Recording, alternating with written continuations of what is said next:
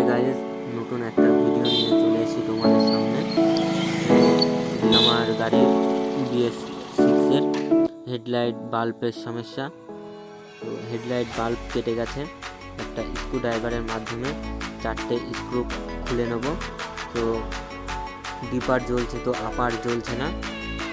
তো এসব ছোটোখাটো কাজ বাড়িতেই করা যায় নিজে নিজে, গ্যারেজে নিয়ে আসার কোনো প্রয়োজন নেই।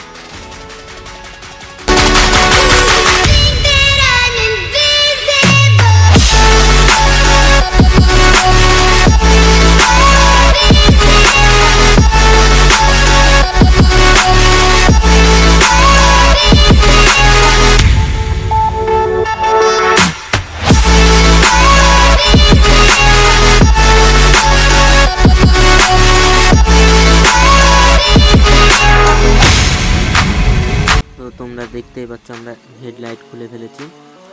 প্রথমে আমরা হেডলাইটের হোল্ডার খুলে ফেলবো, তো তারপরে রবার খুলবো। রবার খোলার পর একটা লক থাকে, লকটা খুলে বাল্বটা বার করে ফেলবো। বাল্বটা কেটে গেছে, তো বাল্বটা চেঞ্জ করতে হবে। এইটা আমাদের পুরনো বাল্ব, গাড়িতে লাগানো ছিল, আর আমরা নতুন বাল্ব বের করছি। তো এটা আমাদের নতুন বাল্ব, তো আমরা আবার লাগিয়ে দেবো।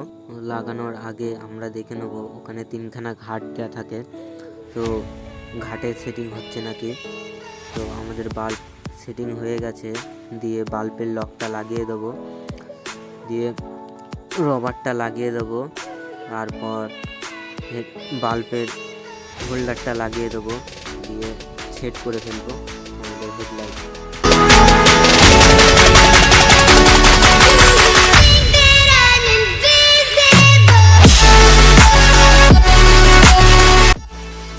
তো গাইজ, আমাদের হেডলাইট বাল্ব লাগানো হয়ে গেছে।